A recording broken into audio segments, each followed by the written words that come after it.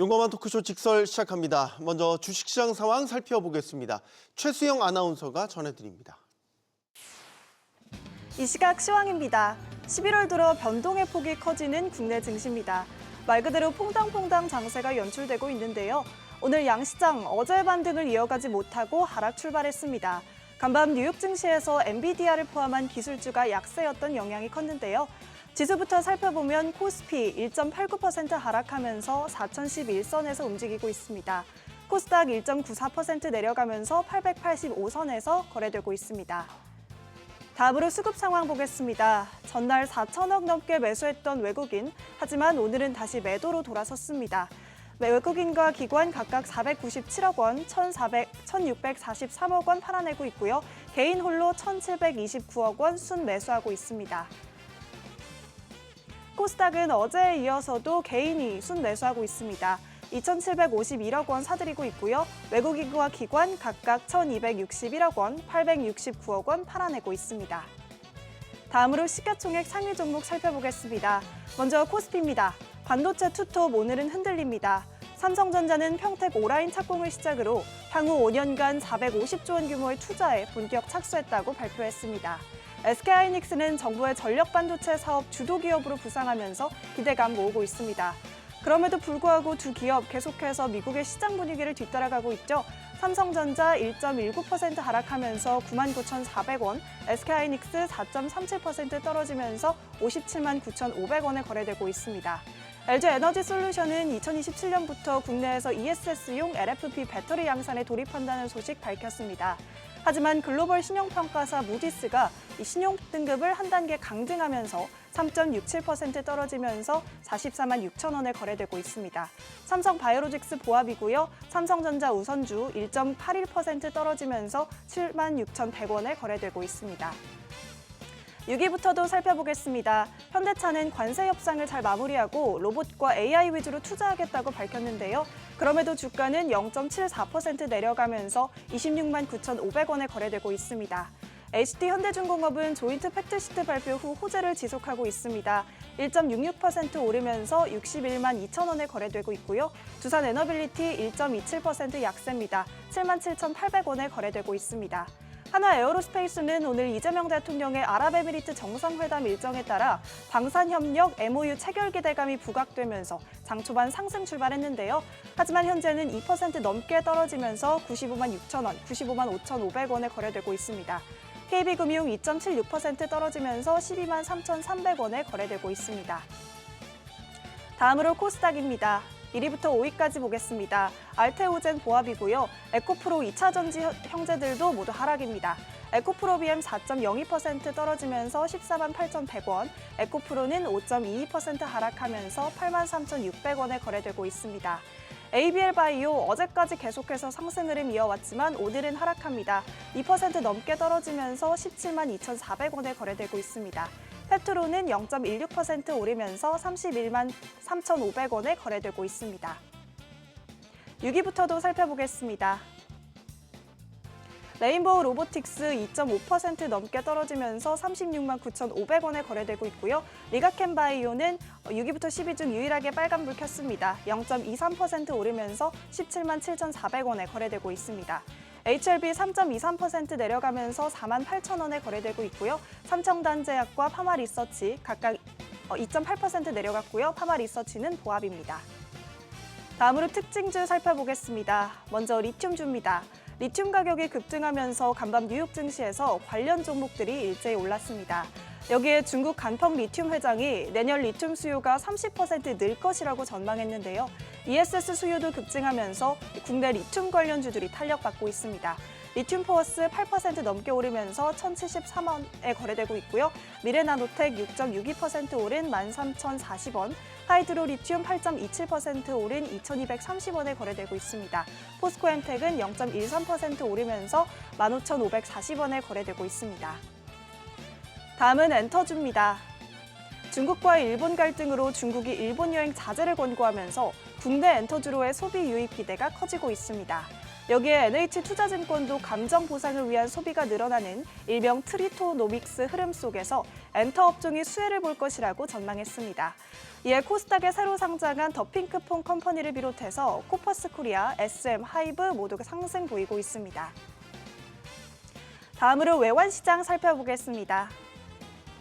달러원 환율이 당국의 개입에도 계속 높아지고 있습니다. 간밤 미 연준 이사들이 12월 금리 인하에 대한 신중론 언급하면서 환율 더 오르고 있는데요. 9시 42분 기준으로 0.2% 올라 1,465원 40전에 거래됐습니다. 마지막으로 현재 지수 상황 다시 한번 체크해 보겠습니다. 코스피 1.87% 내려가면서 4,012포인트에서 거래되고 있고요. 코스닥 1.95% 내려가면서 885포인트에서 거래되고 있습니다. 지금까지 시장 상황 전해드렸습니다. 계속해서 시장의 다양한 이슈들을 풀어보는 시장 따라잡기로 이어갑니다. 인백스 자산운용 주식운용본부 염정이사 나오셨습니다. 안녕하십니까? 네, 안녕하십니까? 간밤 미장이 많이 빠져서 그런가요? 우리 장 초반 분위기가 심상치 않네요, 또. 네, 장 초반에 이제 하락 출발했는데요. 네. 하락폭이 지금 10시대를 기준으로 해서 조금 더 강해진 모습입니다. 네. 물론 지금 뭐 코스닥 지수는 2%까지 빠졌다가 살짝 좀 돌리는 분위기긴 합니다만 네. 오늘 분위기는 어제 미국장도 장 초반에는 보합권에서 시작했다가 장 후반에 약한 모습을 좀 보여주면서 반도체 지수가 필라델피아 반도체 지수 1.5%대 하락을 했고요. 전체적인 시장 분위기도 1% 가까운 하락세를 좀 보였습니다. 네. 우리 시장도 오늘 하락 출발을 일단은 면치 못할 것으로 예상을 했습니다만 네. 예상보다 지금 하락폭이 조금 장 초반 강했고요. 지금 일본 시장도 보면 니케이 지수도 2%대 약세를 보이면서 전반적인 글로벌 증시가 다시 한번 또 단기 고점에 대한 지수 조정에 대한 분위기가 이어지고 있다라고 좀 볼 수 있겠고요. 그리고 뭐 아무래도 12월 금리 인하에 대한 부정적인 시각이 좀 나오면서 금리 인하 확률이 46%대까지 빠지면서 금리 인하에 대한 부분 그리고 이번 주에 있을 뭐 엔비디아 실적 관련된 부분에서의 경계 심리가 좀 짙어지고 있다라고 볼 수 있겠습니다. 네. 어떻게 미국 셧다운이 네. 끝나니까 불확실성이 더 커진 것 같은 네, 그렇죠. 그런 분위기로 갑자기 돌변했어요. 네, 뭐 셧다운을 딱 기준으로 해서 셧다운 해소를 기준으로 해서 한 4, 5거래일 정도 오히려 시장이 좀 좋았고요. 네. 그리고 셧다운 해소 직후에는 오히려 재료에 대한 소멸로 인해서 오히려 시장은 조금 더 하락 추세로 좀 접어들었다라고 볼 수 있겠고요. 뭐 최근 지수상으로 보더라도 10월 말 고점 이후 전반적인 분위기는 하락 추세가 이어지고 있다라고 말씀드리겠습니다. 네. 오늘 코스피에서 수급을 보면 외국인들이 뭐 규모가 크진 않지만 또 예. 매도로 돌아섰어요. 어제는 네. 좀 매수폭이 컸었는데 오늘은 또 매도네요. 결국 코스피 움직임이라는 게 외국인 수급이 제대로 돌아와야 다시 상승세로 갈 수 있을 네. 것 그런 구조를 불가피하다고 보여지네요. 네, 그런 흐름이 이어집니다. 말씀하신 대로 제가 말씀하신 시점도 이제 10월 말이거든요. 네. 10월 말이면 우리는 에이펙 정상회의를 개최하고 있었고 그때가 일단 지수 고점으로 좀 봐야 되겠고요. 정점이었죠. 네, 그 이후 외국인들은 코스피 시장에서 전반적으로 매도 우위가 좀 강하게 나타났습니다. 어제 같은 경우에는 외국인들이 코스피에서 5,700억 원 순매수를 했는데 대부분이 전기전자 쪽으로 들어왔어요. 네. 삼성전자, SK하이닉스. 그래서 오늘의 흐름이 좀 중요했습니다. 오랜만에 이제 하이닉스를 다시 담기 시작했다라는 부분에서 이에 대한 부분 추세를 이어갈 수 있겠느냐라는 부분을 확인할 수 있는 게 이번 주의 흐름이었는데 아무래도 어제 엔비디아도 상대적으로 좀 안 좋았고 그러다 보니 오늘 일단 외국인들은 다시 순매도로 장 분위기를 일단은 조금은 하락 분위기, 그러니까 매도 분위기로 좀 이어간다라고 볼 수 있겠습니다. 오늘 외국인이 매도로 돌아서니까 환율도 좀 상승 압력을 다시 받네요. 네. 1,450원대로 떨어져서 한숨 돌리나 싶었는데 오늘 지금 또 1,460원대로 예. 올라섰습니다. 이게 계속 환율이 네. 좀 식을만 하면 발목 잡고 이 양상도 반복되는 거예요. 네, 이제 환율에 대한 부분 말씀을 드리면 이제 지난주 이제 금요일장에는 당국의 구두 개입이 좀 있었죠. 네. 그래서 1,530원대까지 일단은 좀 안정세를 찾느냐 했는데 이번 주 들어서 다시 1,460원대까지 좀 올라왔고요. 이제 간밤에도 여기 환율 역시도 상승 마감을 좀 했습니다. 네. 환율에 대한 부분은 최근 말씀드린 딱 그 10월 그때가 이제 기준이었던 것 같아요. 외국인들의 매도세가 가열차게 나왔었던 시기부터 해서 환율이 1,470원대까지 올라서면서 이에 따른 외국인들의 주식 우리 시장에 대한 매도에 따른 달러 매수가 되는 거겠죠. 달러 매수 분위기가 이어졌고요. 여기에다가 뭐 서학개미들의 환전이나 이런 부분도 이야기는 하고 있습니다. 네. 전반적으로는 이제 전체적으로는 외국인들의 매도세가 환율의 상승을 좀 이끌었다라고 좀 큰 그림에선 볼 수 있겠고요. 지금 좀처럼 환율이 좀 빠지지 않는 분위기는 우리 시장도 그렇지만 일단은 엔화도 많이 상승을 하고 있고요. 전반적인 지금 분위기상으로는 일단은 달러 인덱스도 그렇게 빠지지 않는 부분에서는 단기적으로는 환율이 다시 한번 좀 저점까지 내려오긴 어렵고 지금의 1,450원대에서의 환율이 박스권에서 좀 당분간 움직이지 않을까라고 좀 생각하고 있습니다. 네. 이 질문 요즘에 제일 싫어하시는 질문들인데 네. 엔비디아 실적이 어쨌든 예. 이제 모든 관심이 쏠려 있단 말이죠. 네. 엔비디아 실적이 어떻게 나오냐, 이게 이제 시장에 어떤 반응을 일으키냐. 예. 여기에 따라서 뭐 AI 관련주, 우리는 이제 반도체주가 되겠죠. 여기에 네. 상당히 달려 있잖아요. 지금 삼성전자, 하이닉스가 조정 좀 받아서 10만 전자 아래 내려와서 60만 전자 네. 깨졌고 오늘 깨졌죠. 네. 어떻게 보세요? 엔비디아가 미리 닿으면 제일 좋잖아요. 만약에 엔비디아 실적이 시장에 좋은 반응을 얻어서 반도체주도 다시 한번 상승세를 가동할 거다. 뭐 그걸 감안한다면 지금 조정을 저가 매수의 기회로 보는 것도 맞는 것이고, 아니면 좀 더 기다렸다가 그 다음에 들어가야 되는 건지, 아니면 더 현금 비중을 늘려야 되는 건지, 더 보수적으로 봐야 되는 건지. 네. 한 삼자택일을 해야 돼요. 양자택일은 아니에요. 양자택일일 줄 알고 저는 후자를 선택하려고 했는데 네.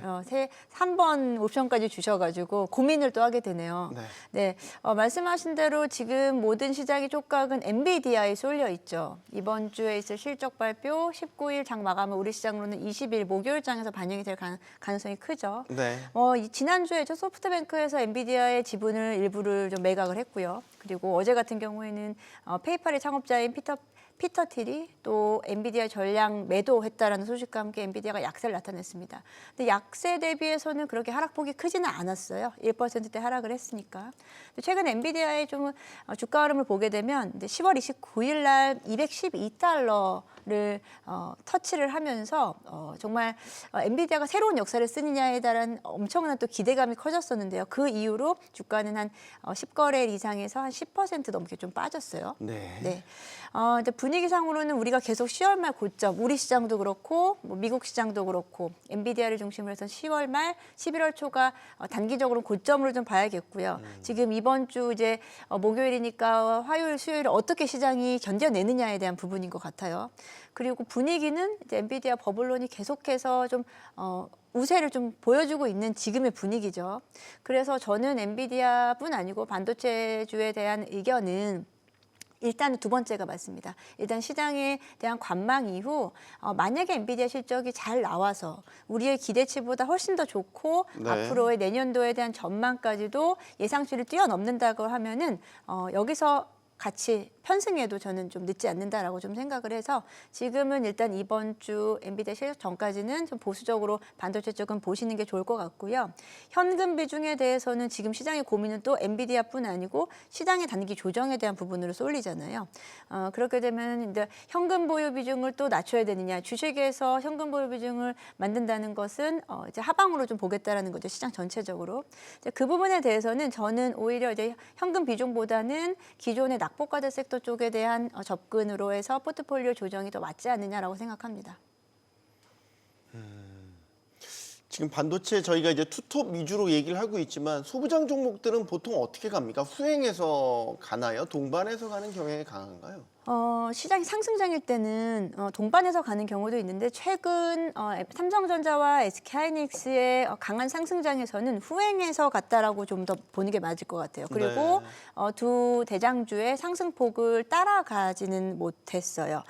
지금 그 소부장 종목들은 차별적인 흐름이 좀 나타나고 있는 것 같습니다. 전체적으로 소부장이 다 좋다라는 분위기보다는 네. 그런 분위기보다는 일부 종목들의 이번 3분기 실적이 만약에 좀 예상치를 크게 상회했다거나 그리고 새로운 모멘텀이 발생하는 쪽 중심으로 종목들이 좀 쏠림이 있다 보니 종목의 차별화가 지금 좀 심한 단계다. 그래서 좀 소부장 종목들도 마찬가지로 삼성전자, SK하이닉스의 흐름을 눈치를 볼 수밖에 없기 때문에 소부장 종목들을 일부 내가 정말 잘 알고 오랫동안 봐왔었다. 또는 내가 모멘텀을 확실히 알고 있다라는 소부장 종목들을 제외하고는 지금 저는 좀 보수적으로 좀 기다리시는 게 맞지 않나라고 생각합니다. 네.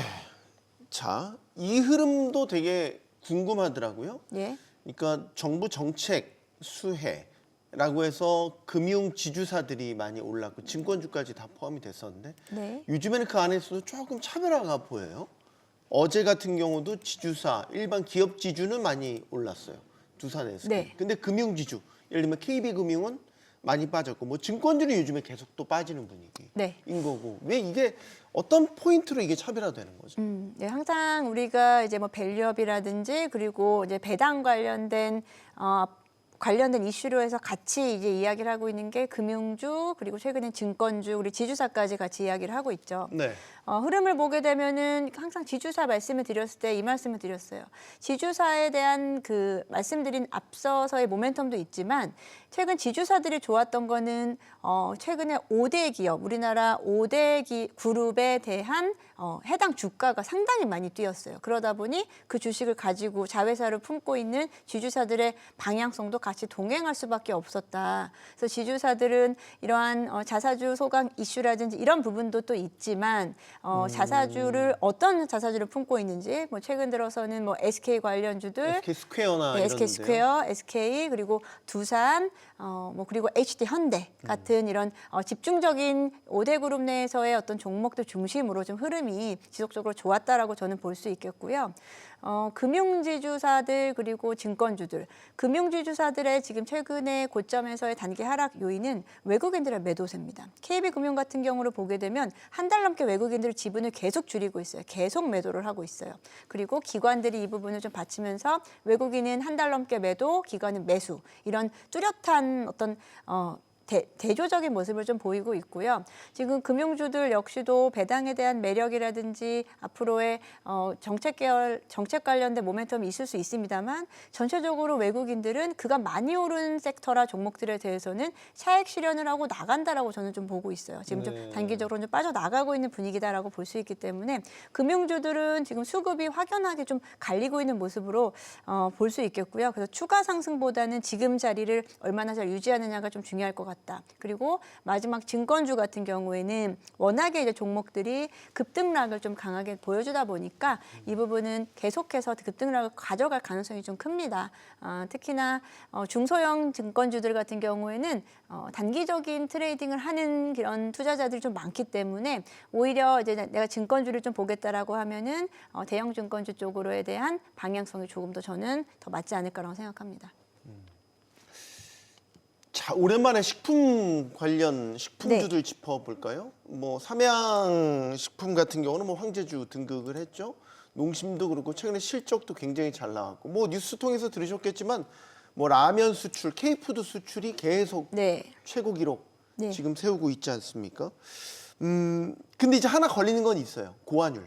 환율 부담이 너무 크다는 거죠. 70% 정도는 다 원재료를 수입하는 이 식품 업체들이 환율 부담을 얼마나 안고 있는지는 자명하게 보인단 말이죠. 그래서 4분기 실적이 조금 환율 영향에 수익이 영향을 입지 않을까 걱정도 되는데 어떻게 보십니까? 네, 삼양식품 주가를 보시면은 지금 가격이 정말 많이 또 고점에서 빠졌다라는 걸 아실 거예요.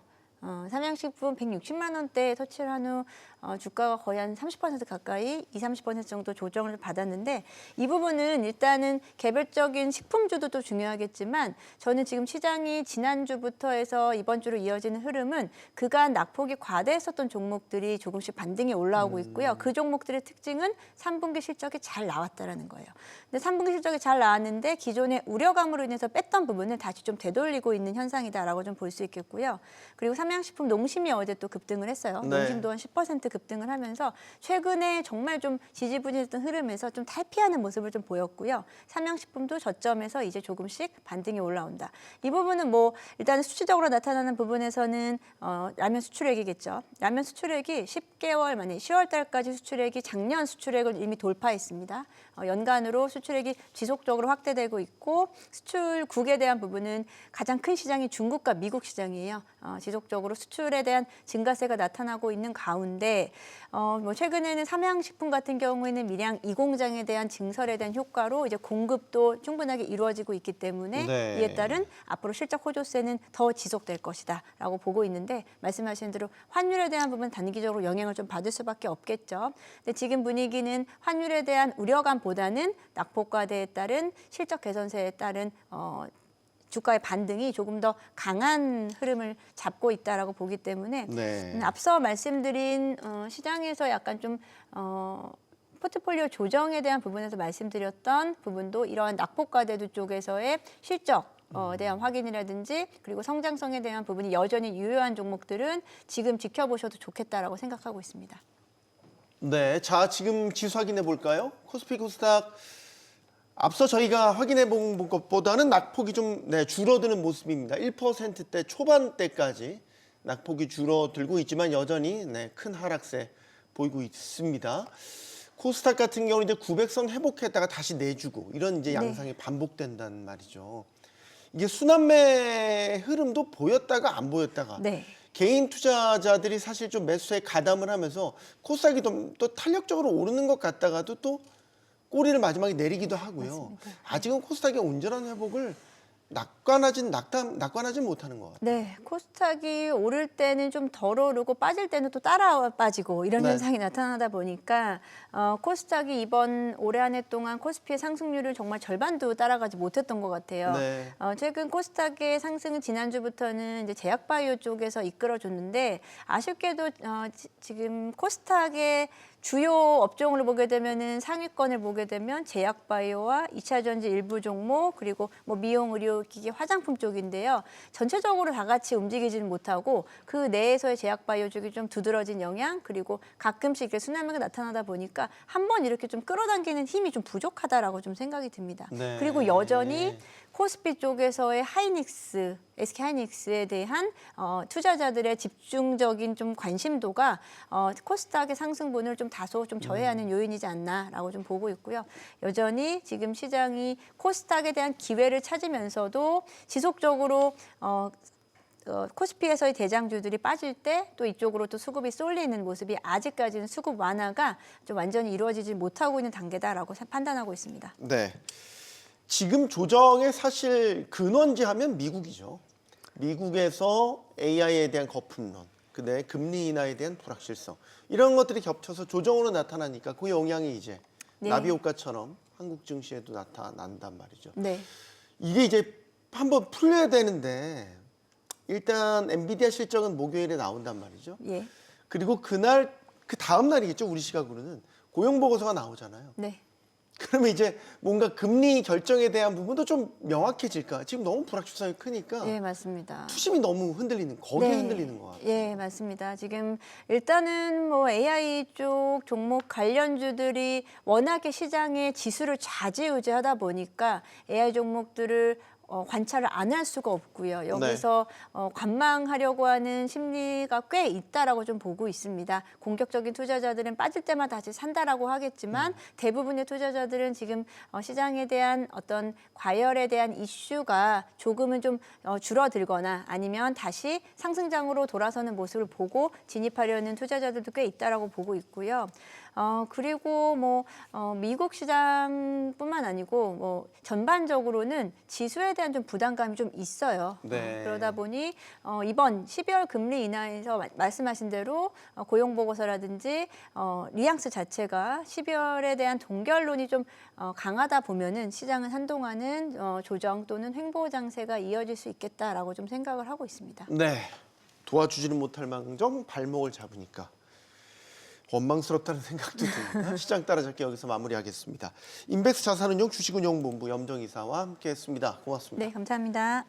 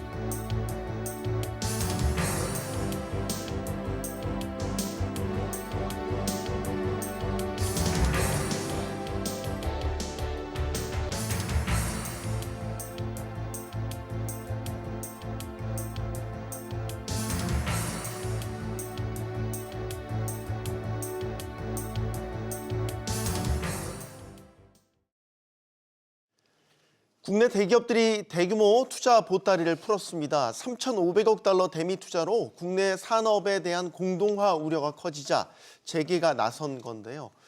이 가운데 현대차그룹이 5년 동안 125조 2천억 원 투자라는 그룹 역사상 역대 최대 규모의 계획을 내놓으면서 주목받고 있습니다. 우리나라 수출 효자 중 하나인 자동차는 팩트시트가 나오면서 미국의 관세 우려를 덜게 됐죠. 한숨을 돌린 자동차 업계가 국내 투자 확대로 한국 경제에 활력을 불어넣을 수 있을지 지금부터 이야기 나눠보겠습니다. 함께해 주실 분들 소개해드리죠. 오산대 미래전기자동차학과 문학훈 교수 나오셨고요. 가톨릭대 경제학과 양준석 교수, 국민대 자동차 운송 디자인학과 권용주 겸임 교수 나오셨습니다. 안녕하십니까? 네, 안녕하세요. 안녕하세요. 네. 용감한 토크쇼 직설은 SBS 비즈 뉴스 앱과 유튜브에서 실시간으로 시청하실 수 있습니다. 이재명 대통령이 한미 관세 협상 후속 대응을 논의하기 위해서 기업 총수들을 만났습니다. 이 자리에서 대통령이 국내 투자를 당부하자 대기업 총수들은 대규모 국내 투자 계획으로 응답했습니다. 관련 목소리 먼저 들어보시겠습니다. 혹시 대미 투자가 너무 강화되면서 국내 투자가 줄어들지 않을까 그런 걱정들을 하는데 그 걱정들은 없도록 여러분들이 잘 조치해 주실 걸로 믿습니다. 미래 기술 개발을 위해 할 수 있는 모든 노력을 다하겠습니다. 교역 환경 불확실성이 해소된 만큼 실질적인 경제 성장의 과실을 창출하기 위해서 노력을 계속하겠습니다. 네.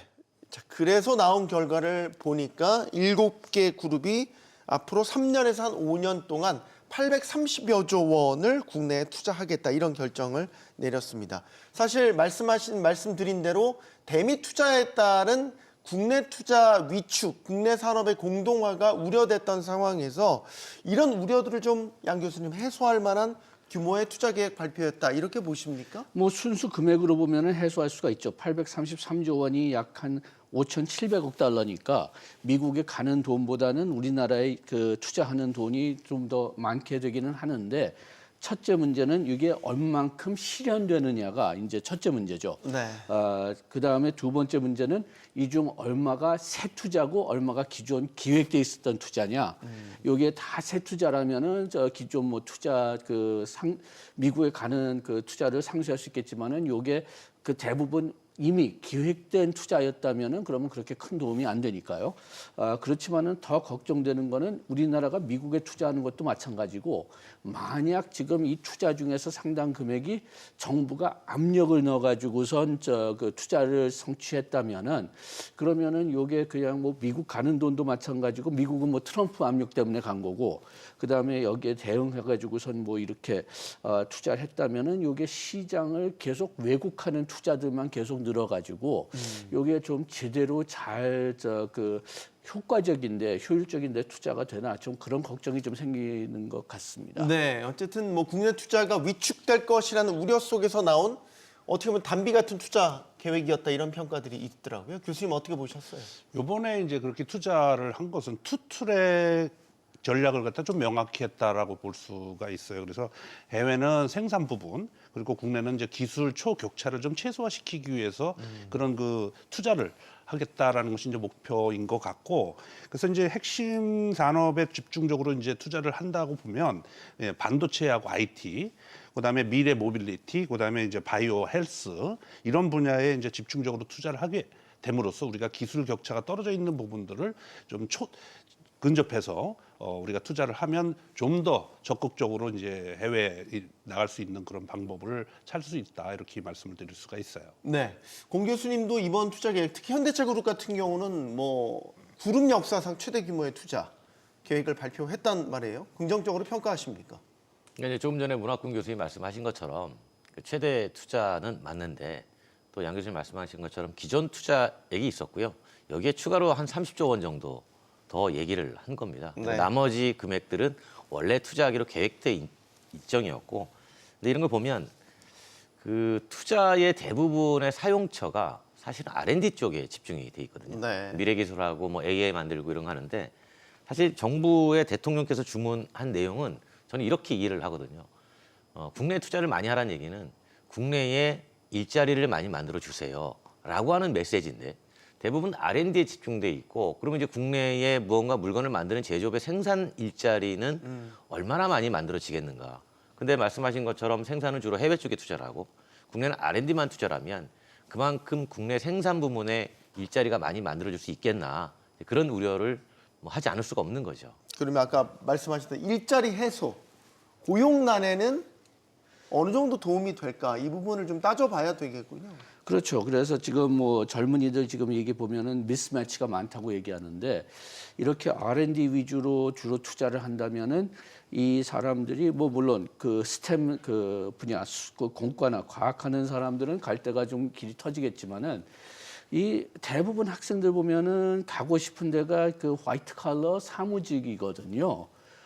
그래가지고선 지금 이렇게 R&D 센터가 늘면은 뭐 거기에 따른 뭐 사무직이 좀 약간 늘긴 하겠지만은 대규모로 늘진 않을 거고 그 다음에 또 사무직 자체가 뭐 지금 그 뭐 AI 때문에 그런 것도 있지만은 또 기업들이 다 경쟁하기 위해서는 효율화시켜야 되니까 사무직이 어차피 줄어드는 단계고 그렇기 때문에 요거는 지금 투자만 가지고 해결할 수 있는 문제는 아닌 것 같습니다. 교육 개혁이 필요한데 뭐 다 아시다시피 우리가 교육 개혁 지금 한 40년 하려고 하는 거 지금 못 하고 있으니까요.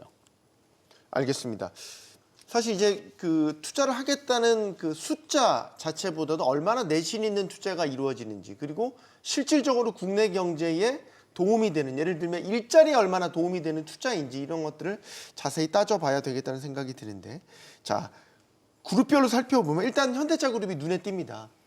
뭐 규모도 규모지만 투자하겠다는 분야가 어떻게 보면 그룹의 미래 성장 동력과 궤를 같이 하고 최근에 또 제스나 엔비디아 CEO가 와서 현대차그룹과 손을 잡겠다고 한 분야와도 이게 일치하더라고요. AI를 비롯한 로봇 산업 이게 이제 피지컬 AI를 얘기하는 것 같아요. 현대차그룹의 전략이 어디에 있다고 보십니까? 이제 현대차 같은 경우 기존의 제조업, 그 자동차를 생산해서 판매하던 그런 회사에서 이제 전체를 아우를 수 있는 그 스마트 모빌리티 솔루션 그 프로바이더 역할을 하겠다.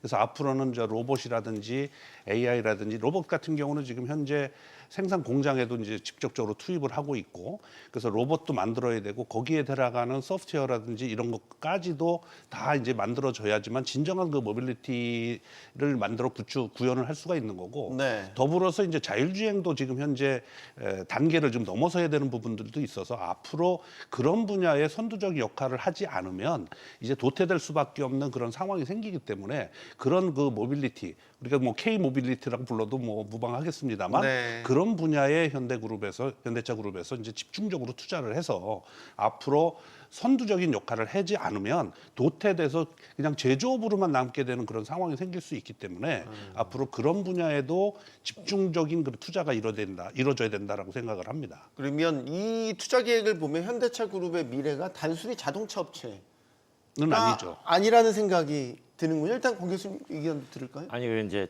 그 그룹의 투자 내용을 보면 그 일단은 신사업 쪽에 한 50조 원 투자를 하기로 했고요. 네. 그다음에 이제 R&D 쪽에 이제 38조 원 정도를 하고 그다음에 경상 투자는 뭐 생산 시설 개선이니까 네. 여기 이제 36조 원 정도를 하는데 경상 투자 같은 경우는 이미 해야 되는 것이고요. 계획 다 잡혀 있는 그렇죠. 왜냐하면 시설물이 낡았으면 개선을 해야 되는 거니까. 근데 이제 R&D도 당연히 해야 되겠죠. 여기서 R&D는 자동차를 얘기하는 거겠죠. 그런데 이제 신사업이 뭐냐면 보면 이제 뭐 AI, 뭐 자율주행, 뭐 소프트웨어, 그다음에 로보틱스, 전기차 이런 쪽인데 여기서 제가 눈여겨 보는 거는 그 지금까지 전통적인 개념의 자동차 회사는 자동차라는 이동 수단을 만들어서 누군가에게 돈을 받고 팔아서 이익을 만들어서 다시 재투자하고 끊임없이 제조를 통해 가지고 혁신을 하고 성장하는 본질적인 속성을 가지고 있잖아요. 네. 근데 앞으로 자동차를 지금처럼 연간 700만 대, 800만 대 만들어 팔 수 있겠느냐. 그런 근본적인 의문을 품는다는 거예요. 그러니까 양적 성장이 더 이상 성공의 열쇠로 매칭될 수 없는 시대라는 거죠. 그렇다면 그 제조의 역량을 다른 쪽으로 확대를 해야 될 텐데 그 제조를 무엇을 만들 것인가를 고민해 보면 그때 현대차그룹은 로봇을 만들겠다라는 개념이에요. 여기서 로봇은 우리가 흔히 알고 있는 휴머노이드가 될 수도 있고 네. 그다음에 산업용 로봇이 될 수도 있고 그래서 그런 로봇들을 통해서 공장의 생산 인력을 대체해서 생산성을 높이고 만드는 물건의 다양화 통해 가지고 그룹의 지속 가능성을 만들어내겠다라는 게 눈에 띄는 거죠. 사실 지금도 우리나라가 전 세계에서 산업용 로봇 비율은 가장 높은 나라입니다. 네. 근데 이제 산업용 로봇을 넘어서 쉽게 말하면 피지컬 A라고는 통칭을 하지만 그냥 좀 구체적으로 보면 인간 닮은 로봇 일꾼을 만들어서 공장의 곳곳에 투입을 하게 되면 그만큼 생산성이 올라가고 그 투입할 수 있는 로봇을 만드는 것도 제조업이잖아요. 그러니까 그쪽으로 확대를 하겠다라는 계획을 갖고 있는 거죠. 아직 뭔가 손에 잡힐 듯 잡히지 않는 뭔가인 것 같은데 교수님. 글쎄요, 뭐 저 그 CEPR이라는 연구소에서 얼마 전에 그 재밌는 그 연구 관계를 냈는데 그 브라질 그 통계가 좀 자세하기 때문에 이거 가지고 한 연구인데 AI를 그 경제에 투입했더니 제조업의 일자리는 오히려 늘었습니다. 왜냐하면은 AI를 통해 가지고선 효율화를 시킬 수가 있었고 효율화를 시키면서 비용을 크게 감소시킬 수가 있었기 때문에 생산이 오히려 늘었어요. 거기에 비해서 사무직, 화이트 칼러 그 직장은 크게 줄었습니다. 만약 이렇게 지금 AI 그 같은 그런 생산 방법이 이제 도입되게 된다면은 네. 그러면 오히려 우리가 지금까지는 제조업의 일자리는 주는 게 원칙이다. 그렇게 생각했는데 그게 좀 반대로 될 수 있는 그런 그 상황을 좀 그 가능성을 제시해 주는 연구긴 하지만은 어떻게 됐든 미숙련 노동자들은 설 데가 없어진다는 거죠. 왜냐하면 이렇게 AI를 많이 도입한다면은 그 AI를 다룰 수 있는 그 어떤 고기술 인력이 필요한 거지 그 우리가 지금까지 생각했던 그냥 뭐 공장에서 그냥 뭐 단순하게 돌리는 그런 일자리는 더 이상 그렇게 많지가 네. 않을 거니까요. 그 자동차 업체들이 예를 들어서 현대차뿐만 아니라 글로벌 탑티어라고 꼽히는 자동차 업체들이 이 AI나 로봇을 미래 성장 동력으로 다 보고 있습니까? 이게 일종의 이게 글로벌 트렌드인가 하는 질문을 드리는 겁니다. 어차피 생산에 이제 투입되는 그런 로봇이라든지 그 로봇을 움직이기 위한 뭐 AI가 적용이 된다든지 이런 것들이 전반적으로 생산의 어떤 효율화를 위해서는 반드시 필요한 그런 것 중에 하나가 될 거예요. 네. 그렇지 않으면 아까 말씀하신 것처럼 생산성이 떨어지고 생산 단가가 올라가는 문제들이 있기 때문에 사람 같은 로봇을 통해서 만들고 제조를 하는 것을 이제는 사람을 통해서 제조를 하는 거는 이미 시간이 많이 지났다. 그러면 앞으로 이제 생산 공장에 누구만 있어야 되느냐? 로봇만 있게 되는 그런 공장이 생길 수밖에 거의 없는. 반도체 공정처럼 하는 거죠. 그렇죠. 그렇다면 이제 결국은 이 자동차를 제조해서 판매하는 것 자체도 사실 사람이 제조하는 것은 이미 이제 끝났다 저는 이렇게 보고 있고, 그러니까 AI가 이제 학습을 통해서 이 로봇도 사실은 실수할 수 있는 부분들이 있는데 그런 것들을 지속적인 어떤 그 데이터를 학습을 통해서 그런 실수를 최소화시킨다면 정확하게 생산성이라든지 이런 것들도 혁신을 가져올 수 있는 부분들이 있기 때문에 아마 자동차 제조사들도 그런 부분에 굉장히 투자들을 아끼지 않고 있을 거라고 생각을 합니다. 우리 같은 일반인들이 보면 그런 현대차 그룹의 변화가 어떤 식으로 나타날까? 이렇게 질문을 드려도 돼요? 테슬라의 로봇 택시 같은 거 나오는 거예요? 뭐 충분히 나올 수 있죠. 그러니까 뭐냐면 네. 이렇게 보시면 돼요. 그 자동차 회사는 제조업이기 때문에 그 공장의 가장 핵심은 시간당 몇 대를 만들 거가 가장 큰 관심사예요. 네. 그러면 이제 인간이 만들었을 때 시간당 10대를 만든다 그러면 그 인간의 절반을 로봇을 투입했을 때 시간당 15대가 된다 그러면 무조건 채택을 하겠죠. 근데 이 과정에서 그 만드는 물건이 우리가 전통적 개념의 자동차일 수도 있고 지금 말씀하신 AI가 탑재된 로봇카가 될 수도 있는 거죠. 근데 그 로봇카를 만들었는데 여기서 이제 관심이 뭐냐면 그걸 만든 로봇 자동차를 누구한테 팔 거냐. 그러면 당연히 지금 만드는 로봇 자동차는 꽤 가격이 비쌀 텐데 네. 이걸 지금까지 우리가 전통적 방식에서 물건을 만들었을 때 개인이 그만큼의 비용을 주고 사겠느냐. 그 비싼 물건을. 그렇다면은 안 팔리면 안 만드는 게 맞는 거잖아요. 네. 그렇기 때문에 분명히 생산할 수 있으나 그 생산 시점은 고려를 하게 될 테고요. 그거는 시장에서 그만큼 수요가 만들어졌을 때 이제 생산을 할 수 있는 거죠. 그러니까 그 제조 라인에서는 어떤 것이든지 생산할 수 있다고 보는 거예요. 알겠습니다. 자, 일단 AI와 로봇 이야기를 잠시 접어두고 저희 관세 협상으로 가보겠습니다. 이번 관세 협상의 최대 수혜는 자동차입니다. 왜냐하면 25% 관세를 부과받고 있던 걸 이제는 팩트시트가 나왔으니까요. 15%로 그러면 일본과 유럽연합과 동등한 수준이 됐습니다. 일단 양 교수님이 한숨 돌린 결과가 나온 거죠. 저는 그렇게 보고 있습니다. 네. 저기 그 일부에서는 그 전에 저 미국의 우리가 한미 FTA를 통해 가지고선 우리는 관세 안 냈는데 뭐 다른 나라들은 2.5% 정도 내야 됐기 때문에 그것 때문에 그 우리나라가 불리하지 않느냐 뭐 그렇게 얘기하는 게 있는데 2.5%는 그렇게 큰 뭐 그 이점은 아닌 것 같아요. 그리고 그 미국 내에 생산하는 자동차들도 지금 상당히 좀 문제들이 있습니다. 왜냐하면은 그 캐나다나 멕시코에 그 수입하는 부품 요게 다는 아니에요. 일부는 저 그 나프타에 그 USMCA에 포함되어 있기 때문에 뭐 안 내는 것도 있지만은 또 25 내지 35% 관세를 부품에 내야 되는 경우도 있고 철강 관세도 내야 되는 경우들이 있고 그렇기 때문에 어떤 면에서는 미국 내에서 생산하는 자동차들도 경쟁력을 좀 잃었습니다. 네. 그래가지고선 뭐 그 우리가 한미 FTA만큼 그렇게 그 좋은 입장은 아니지만은 그렇지만은 그 미국 차나 뭐 다른 나라들 그 차랑 경쟁할 수 있는 단계는 될 것 같고요. 그러면 우리가 두려워해야 되는 게 어떤 경쟁 때문에 우리 시장 점유율을 잃어버린다기보다는 이런 비용들이 쌓았기 때문에 자동차 가격 자체가 그냥 어차피 올라갈 거니까 우리나라 자동차든 미국산이든 네. 그러니까 거기에 따른 수요 감소가 오히려 더 큰 문제가 되지 않을까 염려되네요. 이게 딱 미국이니까 미국에서 시장 경쟁이 그럼 이제 어떻게 바뀌는 거예요? 미국 본토 자동차 업체들, 일본, 유럽, 그다음에 한국 이렇게 대결을 펼칠 거 아니에요? 그러니까 이제 네. 이렇게 보시면 되죠.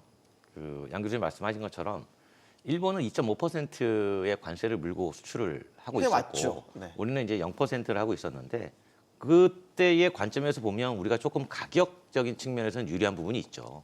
그런데 어쨌든 그런 게 모든 게 동일화된 거잖아요. 15%로 이제 모든 조건이 같아진 거라면 뭐냐면 이제 가격 경쟁은 상당히 어렵다.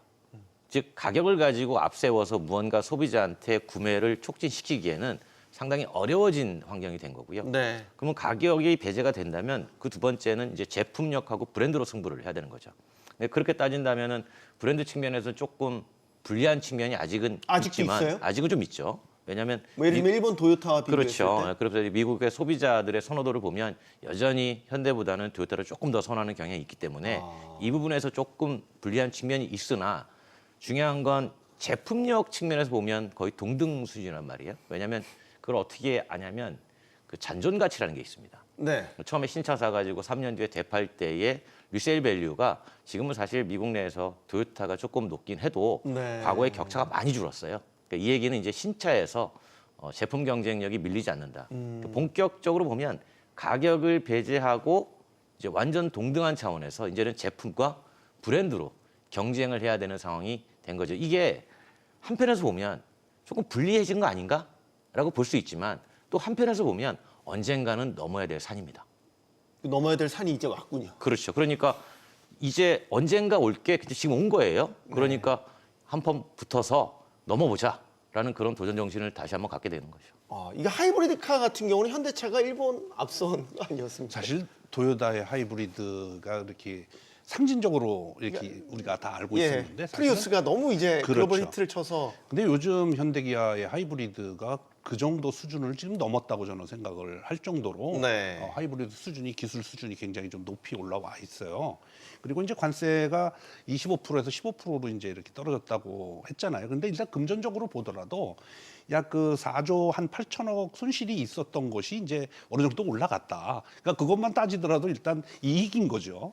근데 이제 아까 말씀하신 것처럼 그런 가격 포지셔닝만 가지고 사실 이제 경쟁하기에는 좀 진부한 거고 아까 말씀하신 대로 이제 프리미엄급의 그런 차량이라든지 아니면 뭐 기술 경쟁력을 갖고 있는 전기차라든지 또는 이제 그 품질 디자인 이런 걸로 이제 경쟁해서 우리가 우위를 점해야 되는 그런 상황에 와 있다. 그런 면에서도 보더라도 사실은 저는 이제 개인적으로 보더라도 미국에 수출되는 토요타 차량하고 현대 차량을 이렇게 보더라도 저는 뭐 한국 사람이라서 그런지 모르겠습니다만 디자인이나 이런 이 기술적인 측면으로 보더라도 굉장히 우위에 있다. 다만 이제 기존의 도요타라든지 이런 회사들이 오랫동안 뭐 그 미국 현지에서 생산하는 생산하는 생산 대수도 많고 네. 또 이제 깔려 있는 대수도 많다 보니까 이게 많이 판매된 것처럼 보이지만 성장률로 봤을 때 현대기아도 굉장히 높은 성장률을 갖고 있기 때문에 따라잡을 수 있는 기회는 조만간에 오지 않겠는가 저는 이렇게 생각을 합니다. 저희가 너무 한국 사람이라서 너무 현대적인 팔이 너무 안으로 굽은 거 아닙니까? 저희 이 자체가 약간 바이어스를 갖고 편견을 갖고 아니요, 너무 이제 치우쳐져 있는 거 아닌가 걱정이 돼서. 그게 왜 그러냐면 글로벌에서 이제 판매 1, 2, 3등을 두고 볼 때 네. 지금 현재 1등은 토요타고 2등은 이제 폭스바겐 그룹이고 이제 3등이 이제 현대차 그룹이란 말이에요. 근데 그 3등에까지 올라오기에 그 과정의 시간을 보면 상당히 빠릅니다. 그러니까 추격을 상당히 빨리 했다라는 거죠. 그 내연기관 자동차 회사 중에 이렇게 빠른 시간 안에 3위까지 올라온 경우가 현대차 그룹이 유일합니다. 네. 그 얘기 보면 그 속도가 늦춰지지 않는다라는 전제 하에서는 이제는 사실 도요타까지 한번 바라볼 수 있는, 제가 왜 이 얘기를 하냐면 도요타도 1000만 대에서 더 이상 늘지 않아요. 이 얘기는 새로운 경쟁자가 계속 들어오면 시장 자체는 1년에 한 9,700만 대의 수요가 20년째 1억 대를 못 넘습니다. 네. 그러니까 한정된 수요 내에서는 서로 뺏어먹기 싸움이 될 텐데 도요타는 1등이니까 조금씩 잃어갈 수밖에 없는 상황인 거고 현대차는 재빠른 추격자가 돼서 뭐 인도라든가 신흥시장에서 성장을 시키면 그 대수를 추월할 수 있다는 거죠. 사실 추월까지는 못 가도 떨어지는 거를 흡수해버리면 동등 수준까지는 갈 수 있다는 거예요. 그런 측면에서 경쟁력이 있다는 거고 그 경쟁력을 가져갈 때 가장 중요한 건 말씀하신 이제 제품과 브랜드 그쪽에다가 많은 무게중심을 두고 이제 전략을 펼쳐나가야 되겠죠. 걱정이 되는 지점은 이제 그런 거죠. 현지 생산 체제를 강화하고 있잖아요. 현대차 그룹도 미국에 또 신공장 하나 이제 준공해서 얼마 전에도 열었죠. 그러면 현지 생산 체제가 늘어나면 혹시 국내에 있는 현대차 그룹의 생산 시설에 예를 들면 근로자들, 뭐 노조가 대표적이 되게 노조 반발도 있을 것 같은데. 지금 벌써 반발이 좀 있는 것 같은데요. 그런데 기업 입장에서는 그렇게 그렇게 그 현지 생산할 수밖에 더 없고. 그것보다 어떤 면에서 더 걱정되는 거는 지금 우리가 하이브리드도 얘기하고 있고 전기차도 얘기하고 있는데 이렇게 세 단계로 넘어갈 수가 있느냐, 그게 오히려 그 노조 같은 데서는 더 고려해야 될 거라고 보고 있습니다.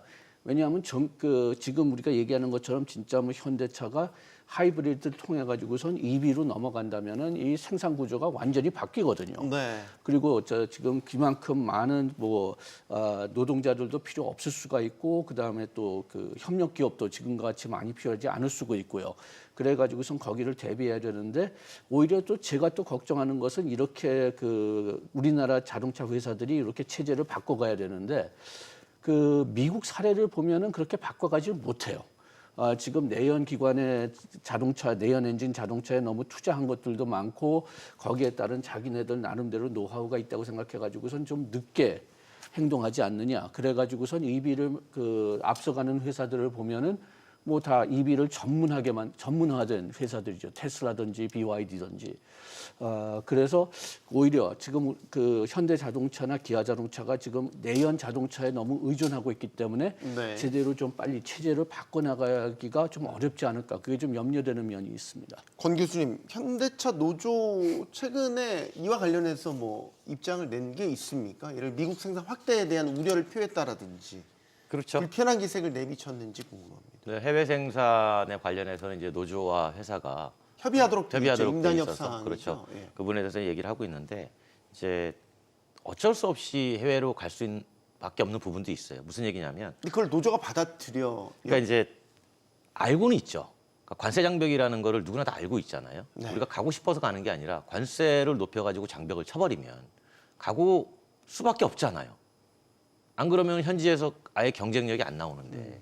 그러니까 예를 들면 우리가 관세 장벽이 뭐 미국만 있는 건 아니지 않습니까? 뭐 동남아도 있고 중국도 있고 뭐 인도도 있는데 이런 관세 피하려면 어쩔 수 없이 현지 생산을 확대해야 되죠. 그러면 이제 국내 생산으로 현지 가격을 맞출 수 있느냐를 고민했을 때 국내 생산으로는 맞출 수가 없으니 현지로 가는 거 아니겠습니까?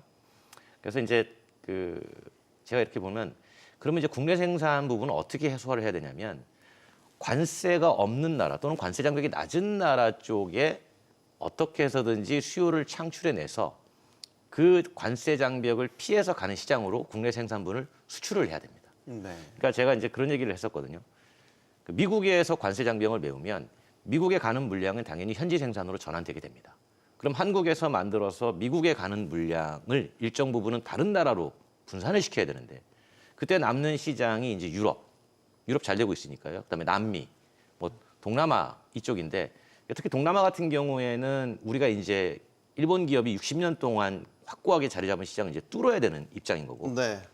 유럽은 지금 늘리면 되는 거고 남미도 확장을 해야 되고 그렇게 해가지고 어떻게 해서 분산을 시켜가지고 국내 생산을 유지해야 되는 그런 상황인 거죠. 근데 그 부분에서 이제 회사도 충분히 공감을 하고 있어서 적어도 친환경차라든가 기타 새롭게 추진하는 사업들은 확장 전략이니까 내연기관이야 정체된 시장이라고 하더라도 EV 같은 경우는 확장 시장이니까 그쪽은 국내 생산을 통해 가지고 미국 이외에 관세가 없는 다른 나라로 수출을 많이 확대해서 국내 생산은 충분히 유지하겠다. 이제 그런 설명을 하고 있는 거죠. 원래 전기차는 미국으로 수출분도 국내에 생산해서 수출했는데 이제 이것도 바뀌죠. 점차 미국 현지 생산으로 말이죠. 지금 미국에 지금 수출되는 차량이 전체 생산 물량의 약 한 35% 정도를 차지하는데 네.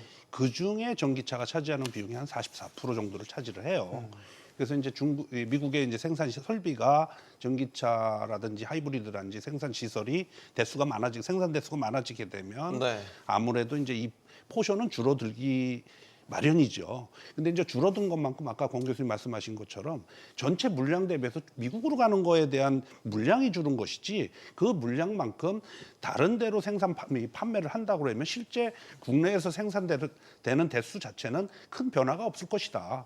우리가 너무 미국 투자에 대해서 이렇게 고민하고 생산 시설이 위축이 생기고 또는 생산량이 미국으로 다 가버리면 국내 그 생산되는 양이 줄어들 것이라고 말씀을 하시고는 있지만 사실 그 대수는 유지하되 미국으로 가지 않는 차량들은 뭐 아까 말씀하신 대로 유럽이나 또 동남아시아라든지 남미 또 뭐 이런 쪽으로도 판매를 하면 국내 생산에는 그렇게 큰 물량이 줄어들거나 그럴 가능성은 좀 없다 이렇게 보실 수가 있겠고요. 네. 미국 같은 경우는 사실 불가피하게 뭐 우리나라 차량이 뭐 미국에 가게 되면 관세 15%를 일단 어찌됐든 이제 부과를 받아야 되는 그런 입장이고 네. 전기차 같은 경우는 이제 인플레이션 감축법에 의해서 7,000불 정도 되는 그 금액을 또 이제 물어야 되는 그런 감내를 해야 되는 그런 상황이 생길 수 있고 이런 문제들 때문에 그 생산에 대한 분산 리스크도 우리가 감안을 해야 되는 문제들이 있어서 아마 글로벌 생산 비중은 점점 늘어날 가능성은 있지만 그렇다고 해서 국내의 어떤 생산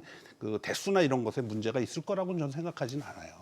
비단 이게 자동차 업계의 문제만은 아니잖아요. 원래 이제 글로벌 기업이라고 하면 노동력 싼 곳, 법인세 적은 곳에 새로 현지 법인 세워서 거기에 생산체제 갖춰서 경쟁력 있게 제품을 계속해서 만들어내서 글로벌하게 이제 수출하고 이제 이런 체제를 다 갖추고 있는데 이제 이유가 바뀐 거죠. 미국 때문에 관세라는 장벽 때문에 그 나라로 그게 바뀐 거죠. 뭐 그렇게 뭐 크게 바뀌었다고 저는 보지 않습니다. 우리가 지금 우리가 시장 점유율을 많이 잃어서 그렇긴 하지만은 우리 현대자동차에서 중국으로 중국 판매를 많이 할 때 그 중국에서 파는 차 대부분은 중국에서 만들었어요. 그래가지고 합작사를 통해서 만들었죠. 예, 그렇게 되니까 어차피 우리나라에서 중국으로 가는 차들은 별로 없었습니다. 부품은 좀 많이 갔지만 그래가지고선 지금은 그걸 때문에 또 트럼프 대통령이 자동차 관세뿐만이 아니라 부품 관세를 때린 건데 그런데 뭐 어떤 면에서는 우리가 자동차 자체를 못 판다면은 그러면 부품을 파는지 아니면은 여기에 대한 어떤 IP를 가지고 활용하든지 그런 방법도 생각할 수가 있긴 있죠. 그런데 아까 얘기했지만은 그렇다면은 단순하게 공장에서 조립하는 그런 단순 노동자들의 설길은 계속 좀 줄어드는 거죠. 알겠습니다. 자, 관세 협상을 마무리 지은 정부는 전기차 또 자율주행을 중심으로 한 미래차 산업 전략을 내놓기도 했습니다. 김민석 국무총리의 이야기 들어보겠습니다. 정말로 기업과 정부가 우리 미래 모빌리티의 발전을 전 세계를 선도하고 함께 한 몸으로 해야 된다 이런 생각이 들었습니다. 정부가 2028년 자율주행차 양산을 본격화하겠다 이렇게 밝혔습니다. 자, 글로벌 자율주행 기술의 어떤 그 상위권을 보면 미국과 중국 기업들이 뭐 앞서 있다라는 건 아마 직간접적으로 많이 들으셨을 겁니다. 현재 우리나라 자율주행 기술이 어느 정도입니까? 사실 지금 자율주행 운전대에서 손대는 딱 3단계도 안전하게 상용 안 됐지 않습니까? 국내에서. 그렇죠. 뭐 상용화가 됐다라고 얘기는 할 수는 없고요. 네. 그런데 이제 그 손을 뗄 수 있느냐 없느냐, 그러니까 기술적인 관점에서 보면 충분히 가능합니다. 그러니까 우리나라 자율주행 기술이 그렇게 뒤처져 있지 않아요. 기술적인 면에서는. 많이 뒤쳐져 있는 거 아니었습니까? 그렇지 않습니다. 뭐가 뒤처져 있냐면 이거를 실제 돈을 받고 운행하는 상업용 시장에서는 뒤처져 있는 거예요. 그러니까 쉽게 말하면 만들 수는 있는데 네. 이걸 누군가가 이용을 해야 될 거 아니겠어요? 예. 그 이용하는 과정에서의 유상운송, 즉 상업행위에서 상당히 뒤처져 있는 거죠. 그러니까 뒤처져 있다라는 거는 그럼 상업 운행을 통해 가지고 많은 데이터가 확보가 되는 건데 그 데이터 확보 속도가 느린 거예요. 그런 측면에서 보는 거고, 좀 전에 이제 총리께서 2028년에 뭐 양산 뭐 이런 얘기를 하신 것 같은데, 그 양산 같은 경우에는 조금 개념이 달라요. 그러니까 아무리 기술 수준이 높아도 양산은 무언가 판매를 전제로 합니다. 시장이 있어야. 그렇죠. 양산을 예를 들어서 하죠. 제가 공장에서 만들었는데 우리 앵커께서 사실래요? 비싼데? 너무 비싸면 못 사죠. 그렇죠. 근데 아무리 비쌀 좋아도. 수밖에 없는 구조를 갖고 있죠. 지능이 들어가 있으니까. 네. 게다가 또 전동화를 해야 되니까. 그러면 이제 누가 살 거냐? 개인이 아니면 운송사업자가 사야 될 텐데. 그럼 운송사업자는 이걸 가지고 유상운송 행위를 한단 말이에요. 돈을 받고 누군가를 태우겠죠.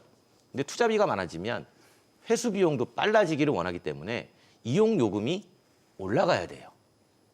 근데 이용 요금이 올라가는 거는 이용자 관점에서는 기존의 택시보다 이용 요금이 비싸면 근데 이걸 왜 타지?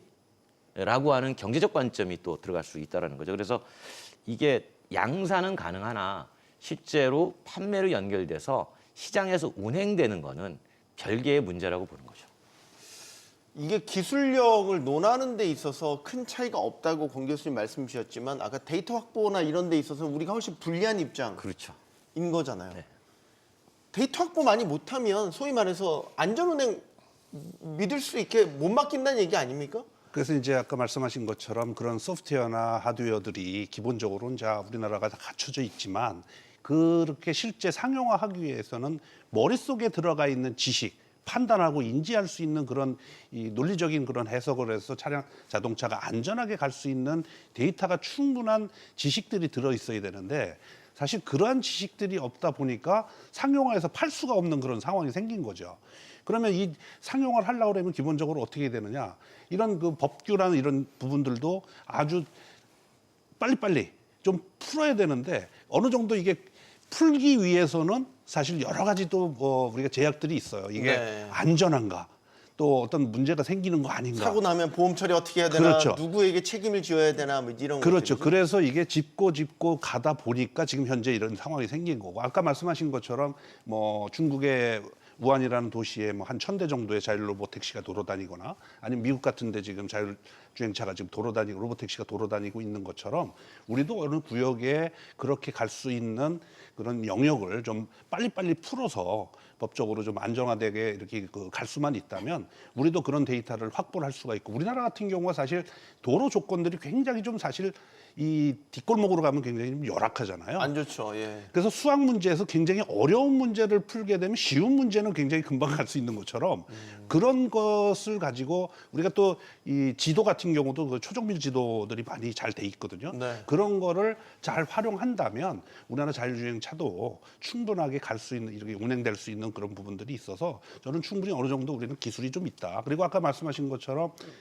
뭐 양산과 이 뭐 양산 자율주행차를 양산하겠다라는 거의 문제는 뭐냐면 제조사는 사실 현재까지는 제조만 하고 자율주행차는 플랫폼 회사가 이 제조사에 얹혀서 이 자율주행차가 만들어지는 거거든요. 지금 현재 상태로는. 그래서 실제 자율주행차를 양산으로 가는 거는 좀 어느 정도 좀 시간이 좀 필요하지 않을까. 뭐 금액도 금액이지만. 근데 아무튼 자율주행에서는 우리나라 시스템이 좀 어느 정도 상위에 와 있긴 해요. 이제 그런 여러 가지 데이터들을 학습을 해야지만 되는 거죠. 우리나라에서 그 좁은 골목길에서 돼요? 예를 들어서 울퉁 이렇게 오밀조밀 가는 그런 뒷골목 정도의 그 정도 수준의 자율주행이 가능할 정도로 돼야 사실 도로에 다니도록 허용할 거 아니에요? 그러니까 로봇 택시, 로봇 자동차의 운행 전제 조건은 인간의 운전하고 동일한 거예요. 그럼 인간이 골목에 들어갈 수 있으면 그 차도 들어갈 수 있다는 겁니다. 그럴 수 있냐고. 그럴 수 있죠. 충분히 가능합니다. 근데 이제 제가 보는 건 뭐냐면 그렇게까지 가려면은 상당히 고도의 지능 수준까지 가야 될 텐데 네. 거기까지 가려면 또 고도 이전의 단계가 있어야 되잖아요. 넓은 길에서 쉽게 다닐 수 있는. 근데 그런 것도 이제 쉽지 않다는 게 지금 전국에 42개 도로에 자율주행 상용화가 해제돼 있습니다. 누구든 할 수 있어요. 돈 받고 유상행위도 할 수 있습니다. 그런데 이걸 못하는 건 뭐냐면 일단은 여러 가지 규제도 규제지만 일단 자율주행 기업들이 직접적으로 뛰어들어 가지고 돈을 벌 수 있는 구조가 안 돼 있어요. 네. 그러니까 끊임없이 투자를 해야 되잖아요. 네. 그러면 우리가 이런 얘기하죠. 그러면 대체 구글은 웨이모 투입해 가지고 돈 벌고 있냐? 못 벌고 있습니다. 중국의 바이두가 우한에서 로보택시 1000대 운행한 돈 벌고 있냐? 못 벌고 있어요.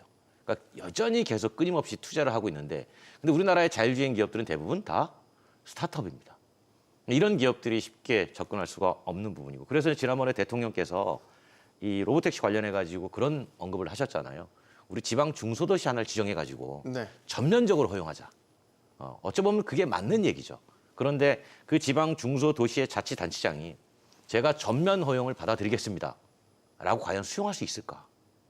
왜냐하면 그걸 수용하는 순간 그 지역에서는 영업용 택시 숫자가 늘어나는 거예요. 그러면은 당연히 그 지역의 택시 면허 가치가 네. 하락을 하겠죠. 예. 그러면 그 기존의 인간 운전자 사업자들의 반발을 어떻게 무마시킬 수 있을까? 이것도 같이 고민해야 되는데 그때 지방자치단체장은 그런 생각을 하겠죠. 저 AI 택시는 300대가 들어와도 나에게 투표권이 없으나 저 인간 운전자 300명은 나에게 투표권이 있어. 그러면 그걸 받아들일까요? 뭐 정치적 유불리를 따진다면 어려운 면이 분명히 그렇죠. 그러니까 있겠죠. 제 말은 그런 정치적인 요소까지 로보택시의 전면 허용에는 반영이 될 수밖에 없다라는 거예요. 그래서 쉽지 않다라고 하는 거고 그래서 제가 기술적으로는 완성돼 있으나 네. 우리가 사회적 수용성 측면은 끊임없이 논의를 통해서 결과를 만들어내야 된다는 거죠. 양 교수님 그런 사태가 딱 드러난 게 타다 그렇죠. 사태였잖아요. 예, 그러니까 지금 자율 자동차가 발전된다면 아직까지 그 단계는 개인적으로 오지 않은 것 같지만은 발전된다면은 사람들이 운전하는 차보다 이론적으로는 더 안전할 수가 있거든요. 자세한 실수 같은 건 안 할 거니까. 그런데 거기까지 가려면은 이런 실험을 해야 되는데 우리나라는 실험할 데가 없어요. 이게 도로 문제도 도로 문제지만 더 중요한 것은 이게 법 규제 문제죠.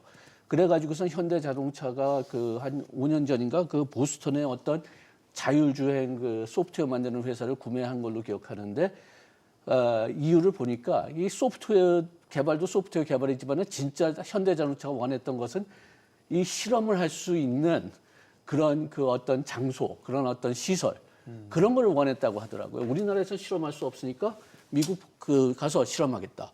뭐 지금 그런 단계 규제가 그런 단계에 와 있고 여기서 제가 몇 번 얘기했지만은 우리나라의 문제는 기술 개발이 아니에요. 우리나라 기술 과학자들이나 엔지니어들은 진짜 잘하고 있습니다. 그런데 이것을 상용화시킬 때, 상업화시킬 때 언제든지 문제에 부닥쳐요. 행정체계, 예. 기존의 법 제도와의 충돌 문제 이런 것들이 늘 시간을 지연시키고 그 사이에 산업이 또 고사되는 경우도 왕왕 있었죠. 이런 부분은 어떻게 보십니까? 지금 전기차 우리 구매할 때 사실 보조금이 다 지급이 되잖아요. 중앙정부가 주는 보조금도 있고 지자체 단위에서 주는 보조금도 있습니다. 그래야 지금 우리 사는 내연기관차 수준으로 전기차를 구매할 수 있잖아요. 이것도 이제 늘 캐즘을 얘기할 때 이게 이제 해소가 돼야 되는데 전기차도 이런 보조금 혜택 없이 가격 경쟁력을 갖출 수 있겠냐. 이 부분은 지금 상황은 어떻습니까? 사실 이제 2035년까지 전기차 이 35% 까지 이제 올리겠다, 아니 70%까지 올리겠다 이런 정부가 이제 발표를 했습니다만 네. 사실 그 안에 보면 사실 이 전기차 보조금이나 이런 거 없이는 사실 전기차를 살 수 있는 그런 가격대가 아니에요. 그러니까 보조금이 없으면 사실 굉장히 비싼 가격으로 전기차를 사야 되는데 만약에 보조금이 없어진다라고 했을 때 아마 전기차의 그 구매율은 굉장히 많이 좀 떨어지지 않을까 이런 생각이 들어요. 지금 현재 뭐 일부 차종의 소형차 같은 경우, 소형차 RV 같은 경우는 거의 3천만 원대에서 4천만 원. 네. 정부 보조금 받더라도 그 정도 가격으로 이제 구매를 해야 되는 상황인데 만약에 보조금을 안 받는다 그러면은 그 차가 5천만 원대가 넘어가 버리는 이런 상황이 생긴다면 과연 네. 그 소형 SUV 차량을 갖다 구매를 하겠냐. 그래서 정부도 이제 고민에 빠질 가능성이 상당히 높은 것 중에 하나가 그러면 2035년까지 70%까지 올리겠다라고 했는데 그게 목표 달성을 하겠느냐. 저는 사실 불가능하다고 보고 있는 거거든요. 그래서 정부 보조금을 어떤 식으로든 지금 내연차 같은 경우도 내년부터는 이제 그 내연차에서 전기차로 구매를 하게 되면 뭐 100만 원 추가로 준다 뭐 이런 얘기도 있습니다만 네. 그래서 내연차를 가능한 한 이제 구매하지 말고 전기차를 구매하라는 그런 유도책인 것 같기는 해 보여요. 근데 과연 그런 유도책들이 전기차를 구매하는 데 있어서 얼마나 효율적이냐라는 거는 좀 한번 생각해 볼 필요성이 있고 또 이제 내년 같은 경우에 전기차 보조금이 또 어떻게 바뀔지 모르겠으나 과거에 이 매년 이렇게 전기차 보조금이 줄어든 걸로 봐서도 아마도 제가 봤을 때는 좀 줄어들지 않을까. 그러면 상대적으로 구매하는 사람 입장에서는 내가 돈을 더 내야지 구매할 수 있는 그런 상황이 생긴다면 아마 전기차 구매하는데도 조금 이 주저주저하지 않을까라는 그런 생각이 들어요. 그래서 지금 예. 캐즘이 네. 근데 또 웃긴 거는 뭐냐면 이 캐즘 자체가 우리나라가 지금 이제 전기차를 이렇게 물론 뭐 보조금이 그렇게 계속 활용이 되고 있어서 2022년에 한 16만 대 팔리던 것이 올해는 지금 현재 20만 대를 넘겼어요. 네. 그러다 보니까 뭐 줄어든 건 아니에요. 우리나라 같은 경우 전기차 판매가 줄어든 건 아니고 조금 옛날에 과거에 이제 얼리 어답터들이 전기차를 샀다면 지금 이제 관심 있는 사람들이 전기차를 좀 사고 있다는 증거이기도 해요. 그렇게 수량이 늘어난 걸로 봐서는. 그러면 시간이 지나면 조금 더 팔릴 것 같기는 하지만 이때 정부가 지원금을 어떻게 컨트롤하느냐에 따라서 조금 달라질 수 있겠다. 이런 생각이 드네요. 예를 들면 조금 저렴한 배터리를 쓰고 상당히 기술적 수준이 높다는 중국 전기차 또 여전히 보조금 없이는 가격 경쟁력이 아직은 안 돼요. 내연차에 비해서. 경쟁력이 되죠. 중국 전기차 예, 중국 정도는 내에서는 돼요? 되고 있습니다. 요즘에 이제 한국 진출도 꽤 많이 해서 그렇죠. 질문 드리는 거예요. 그러니까 제가 이제 그 질문에 앞서서 이제 보조금 관련해 가지고 저도 할 말이 참 많은데. 그러니까 이제 보조금을 초창기에 지은 이유는 철저하게 환경보호 명분이었습니다. 탄소 감축. 네. 그러다가 중간에 매년 산업보호 논리가 들어가요. 그러다 보니까 보조금 지급 조건이 엄청나게 까다로워지죠. 근데 그 중에서 보면 지금 말씀하신 것처럼 지금 구조 자체가 소비자들이 저가에 구매할 수 있는 전기차는 보조금이 적어지고 오히려 고가에 구매할 수 있는 전기차는 보조금이 많아지는 구조가 돼 있어요. 그러니까 이 얘기는 뭐냐면 보조금을 주는 건 맞다는 얘기예요. 그런데 이 환경적 명분으로 따지면 탄소 배출이 많은 차에 우선해서 줘야 됩니다. 그게 사업용 차예요. 그러면 보조금을 지른 이유는 사실은 구매를 촉진하는 차원에서 주는 거거든요. 그런데 탄소 배출은 사업용 차가 많이 하는데 사업용보다는 승용 쪽에 보조금이 쏠려 있다는 얘기입니다. 그러니까 이거는 환경적 명분에 맞지 않는다라는 거예요. 네. 하지만 산업적 명분에는 맞는 거죠. 확산을 시켜야 되니까. 그러면 좀 전에 말씀하신 것 중에 또 내연기관차를 전기차로 바꾸면 100만 원 주겠다. 이런 또 얘기가 들어가요. 그러면 요즘 대부분 한 집에 차가 두세 대 있습니다. 그런데 이 가운데 한 대만 바꾸면 주는 거냐? 아니면 1가구가 한 대만 보유하고 있는데 그거를 전기차로 바꾸면 주는 거냐? 이런 것도 따져봐야 되고 이 무슨 얘기냐면 소비자가 과연 내가 저 차를 샀을 때 보조금을 얼마를 받을 수 있는지 예측이 가능하도록 조건을 단순화시켜줘야 돼요. 그런데 지금 이 계산은 자동차 회사 사람도 제대로 못합니다. 12가지에 가까운 항목들이 들어가 있기 때문에. 네. 그렇기 때문에 내가 내년에 어떤 차를 사야지라는 게 예측이 안 돼요. 그러면 오히려 확산에 저해가 되고 또 한 가지는 배출권이라는 걸 많이 들어보셨을 거예요. 탄소 배출권이요. 네. 그러면 지금은 우리 앵커께서 전기차로 바꿔가지고 운행을 하면 이 배출권은 운행 과정에서 만들어지는 재산권입니다. 그런데 우리나라는 개인이 전기차를 사가지고 1년에 15,000km 운행을 했으면 그 15,000km 운행한 거에서 배출권이 인정되지 않아요. 그런데 사업자가 렌터카 사업자가 전기차 사가지고 누구한테 빌려줘가지고 15,000km를 뛰면 배출권을 인정해 줍니다. 그러니까 이건 형평성에 맞지 않아요. 네. 이 얘기는 뭐냐면 구매 촉진 차원에서 보조금을 주는 건 맞으나 운행 단계에서 만들어지는 배출권을 충분히 인정을 해줘야 되고 또 한 가지 사업자가 만든 배출권이 확보가 됐으면 그중에 정부가 보조금을 줬다는 이유만으로 한 30%를 가져갑니다. 그러니까 민간이 만든 재산권을 정부가 가져가 버려요. 이거는 쉽게 말하면 탄소 감축을 위해서 전환을 촉진하는 제도를 만들어 놓고 전환을 오히려 저해하는 요소가 되기 때문에 한편에서는 구매 촉진하라고 전기차 보조금을 주면서 네. 또 한편에서는 민간이 운행해서 만들어낸 배출권에서 정부가 일부 재산을 강제로 회수해버리는 이 충돌하는 제도가 있기 때문에 이 두 개를 같이 고려해가지고 보조금 문제는 좀 신중하게 접근할 필요가 있다는 게 저의 생각이에요. 지금 경제학적으로 봤었을 때 전기차 캐즘이 어느 정도 끝나가고 있는 단계라고 보시는지요, 양 교수님? 저는 그렇게 끝나는 단계라고 보진 않습니다. 왜냐하면은 뭐 지금 이렇게 그 차 자체가 비싼 문제도 있고 지금 그 산소권 문제도 말씀해 주셨지만은 저는 수요를 생각할 땐 근본적으로 내가 차를 사고 싶으냐를 생각해요. 네. 그런데 아직까지는 전기차가 좀 너무 불편한 면이 많다는 거죠. 일단 가격을 떠나가지고 지금 우리 아파트 같은 데 가봐도 저 충전 시설이 충분히 되지 않았죠. 네. 그 미국 같은 경우는 뭐 개인 집들이 많으니까 그냥 거기에 그냥 콘센트 끼워 놓으면 되는데 우리나라는 공동주택이 많으니까. 많으면 그냥 그 콘센트 찾기도 어렵고 그 다음에 또 최근에는 이 화재 문제 때문에 또 이제 그 약간의 차를 좀 아노미 몰아내려고 공포 하니까 현상도 있죠. 예, 그래가지고선 그 아직까지는 이런 캐즘이 그 유지될 수밖에 없을 것 같고 그게 또 전격적으로 좀 보여주는 것은 지금 우리가 EV를 얘기하고 있지만은 아까 조금 얘기가 나왔지만 하이브리드 성장률하고 판매 대수가 훨씬 더 많잖아요.